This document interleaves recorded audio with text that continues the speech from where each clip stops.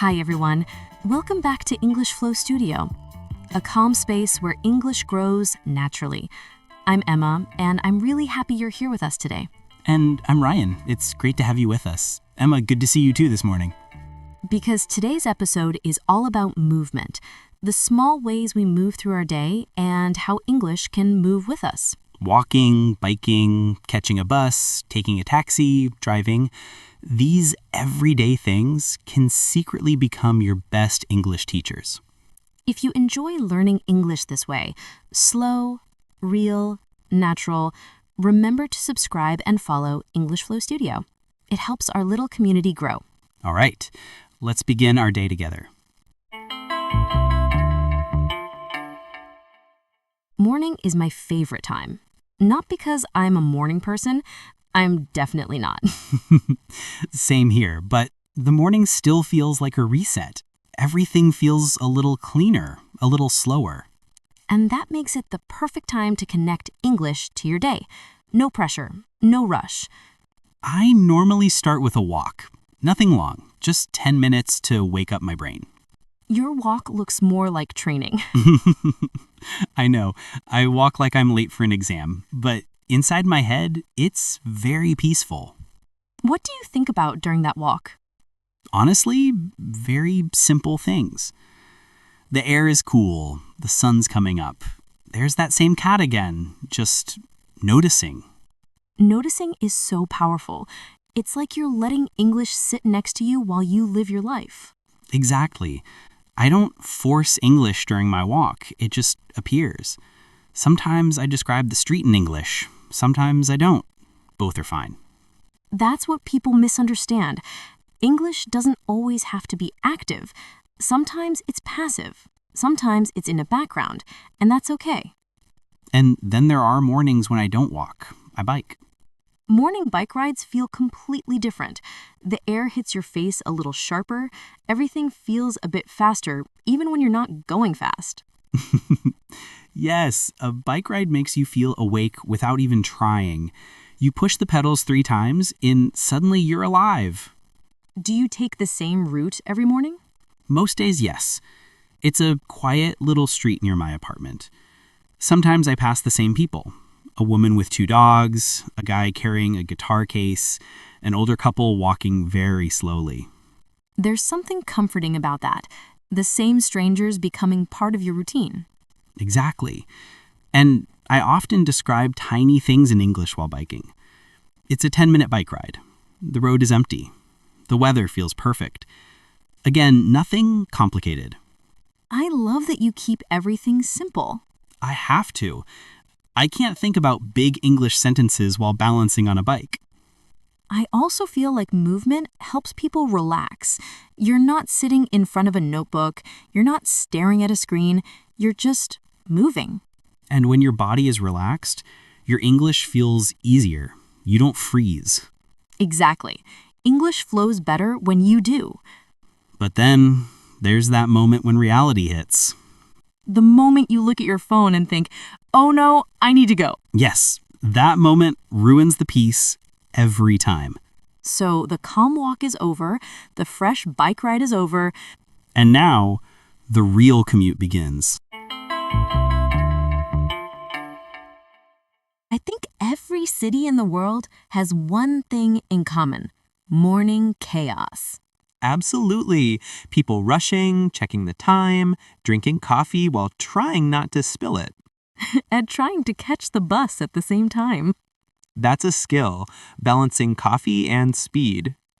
Do you usually take the bus? Yes, and every time the same thought pops into my head. I hope it's not full. But of course, it's full. Always full, especially when you need it to be empty. Here are some sentences I use all the time. I usually take the bus to work.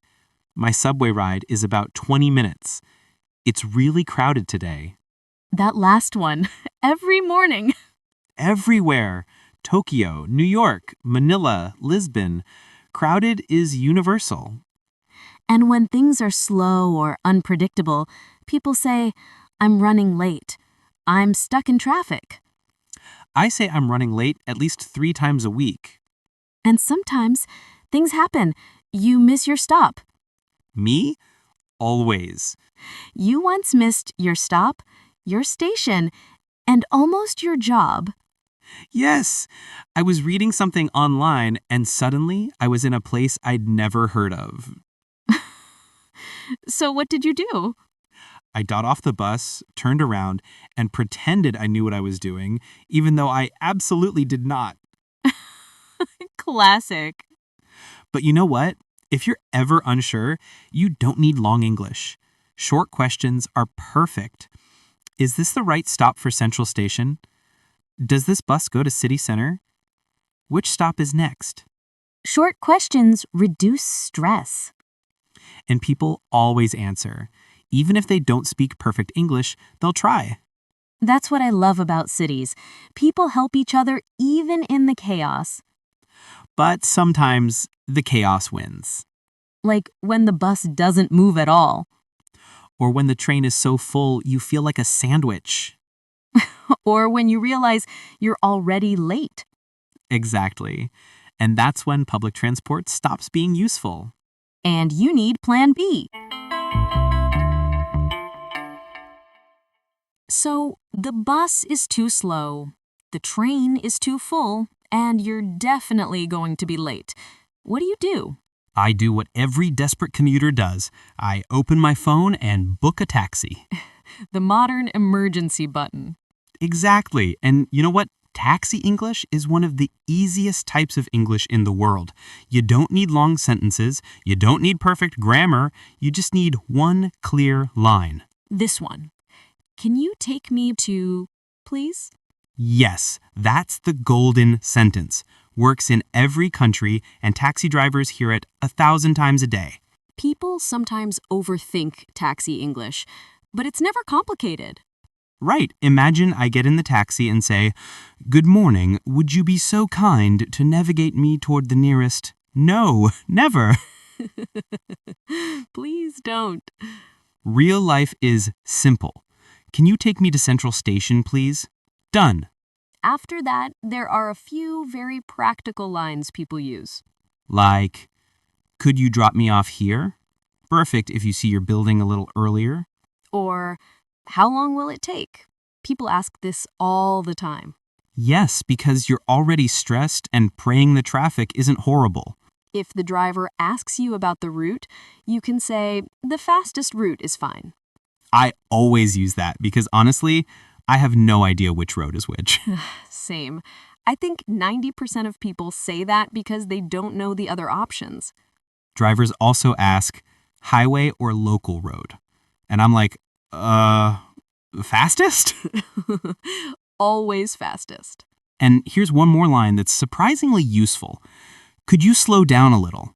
Yes, many learners don't know they can say this, but you can. It's completely normal. And it's important. If you feel uncomfortable, you can speak up. All right, what about things drivers say that you need to understand? Oh, a lot. For example, there's traffic ahead, meaning, good luck. Another common one, we're almost there. Very comforting when you're late. Or, do you prefer the highway? Or, is this okay? Very typical. Taxi conversations are short, direct, and real. Not perfect, not fancy. And because they're short, they're great confidence-building moments. Yes, you speak for 5 seconds. That's all. No long conversation, no pressure. But inside that short time, you practice real English, functional English. And you learn how to express your needs quickly and clearly. Exactly. Taxis are tiny English practice sessions. Do you have any funny taxi stories? Oh, yes. One time, I got into a taxi, said, "Central Station, please," and the driver started telling me about his cat for 10 minutes straight. What language? Half English, half something else, but I understood cat. That's enough. What did you say back? Mostly, "Oh, really? That's interesting. Nice." Those 3 lines saved my life. Those are universal survival lines. But the best part is this. When the taxi ride ends, you feel like you've accomplished something. Yes, because you used English in a real moment. And you didn't freeze, you didn't worry about grammar, you just communicated. Sometimes the smallest real-life moments give the biggest confidence boost.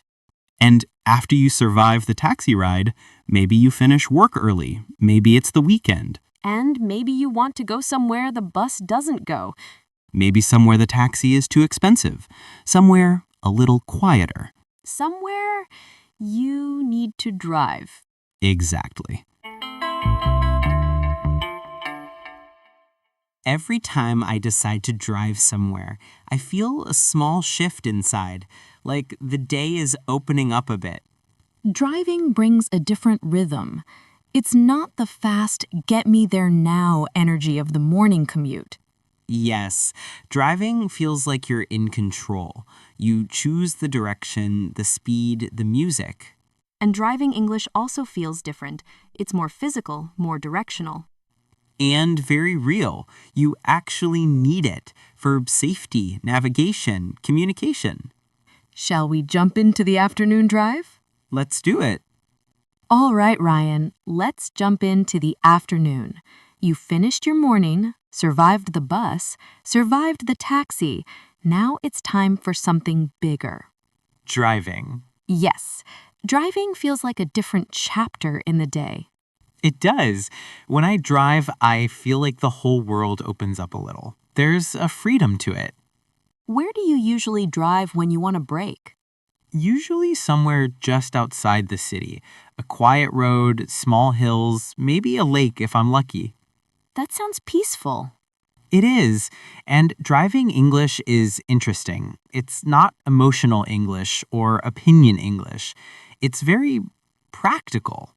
Very true. Driving English is physical English. You talk about direction, distance, action. Exactly. For example, before leaving, I always think, let's fill up the tank, or do we have enough gas? I love that phrase, fill up the tank. People use it everywhere. And even when I'm driving alone, I still talk to myself in English sometimes. I say things like, let's take the highway. The traffic looks light. The road seems quiet today. That's a good habit. It makes English feel like part of the road.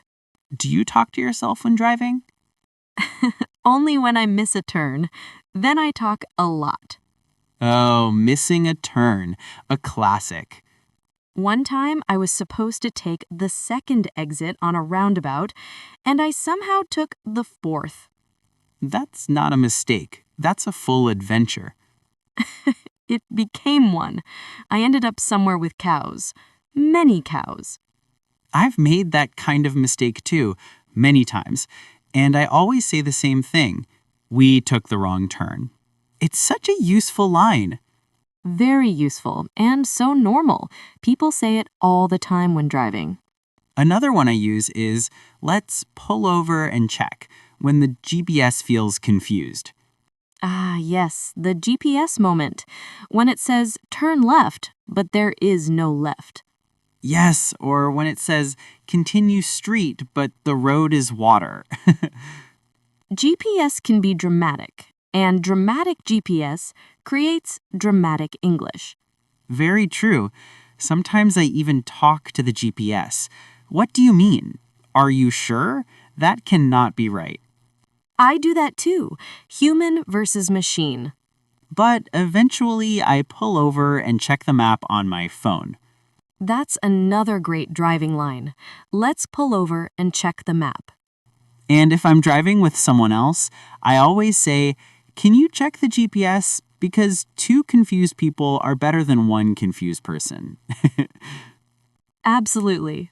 Let's talk about some common driving moments and the English people use. Okay, here's one. You're on a long drive and someone is tired. Let's take a break. Yes, easy, natural, and honestly important. Or when you want to change direction, but you're not sure.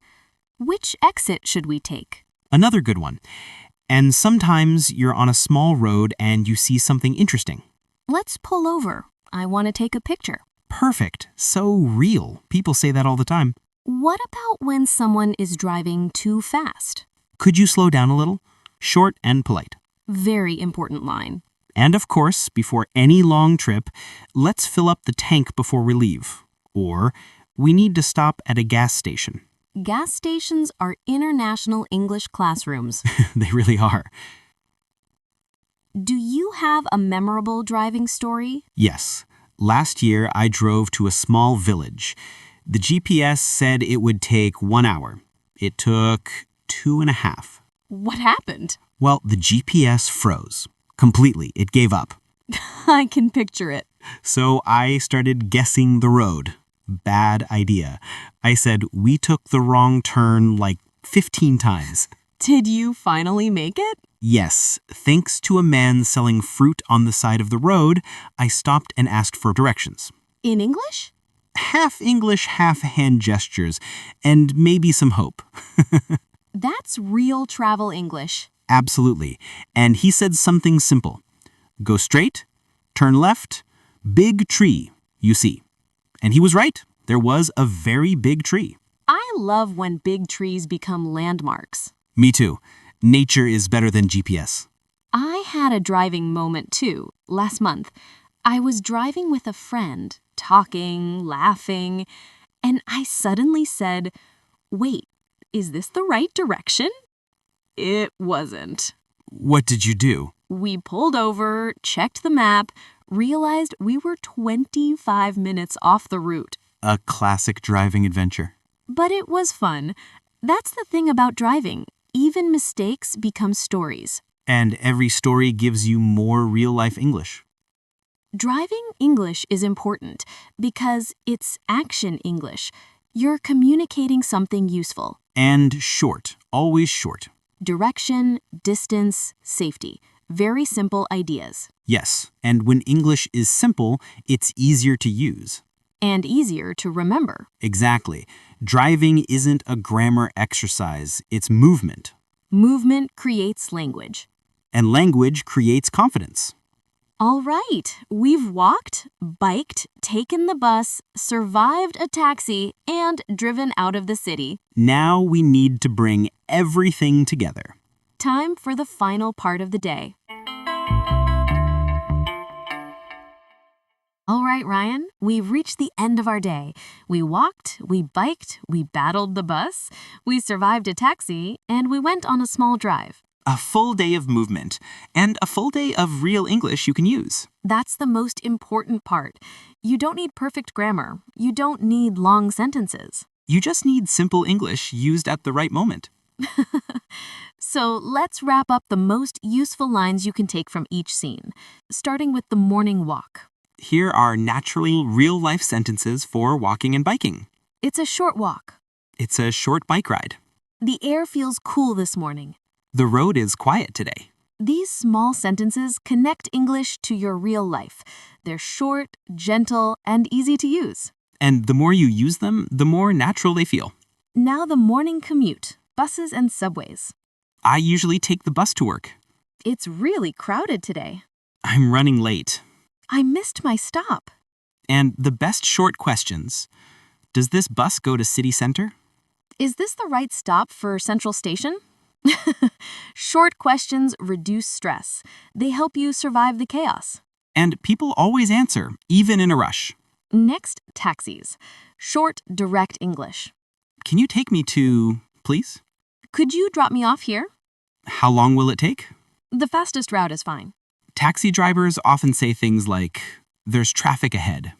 We're almost there. And if you need it, could you slow down a little? A very useful line. Taxi English builds quick confidence. Driving English is simple, physical English. Let's fill up the tank. We took the wrong turn. Let's pull over and check the map. Can you check the GPS? Let's take a break. All short, all real. No grammar needed. Driving mistakes become stories, and stories become English. Especially when cows are involved. Especially then. What I love about today's topic is how real it is. Movement is part of your life already. Yes, you don't need to create extra study time for this. You already walk, you already ride, you already sit on a bus or in a taxi. And each of those moments is a tiny English scene. You could use one sentence, just one, and that still counts. English grows when you live, when you move, when you notice. And when you allow yourself to speak, even if it's just a few words. You don't need to sound perfect. You just need to sound like yourself. Thank you for spending this gentle moment with us today. Movement is part of everyday life, and English can move with you, step by step. If one sentence from today's episode stays with you during your next walk, or bus ride, or drive, that's enough. Truly enough. And remember, learn naturally. Speak confidently. If today's episode helped you, remember to subscribe and follow English Flow Studio. So our calm English journey can continue together. We'll see you in the next episode. Take care and keep moving.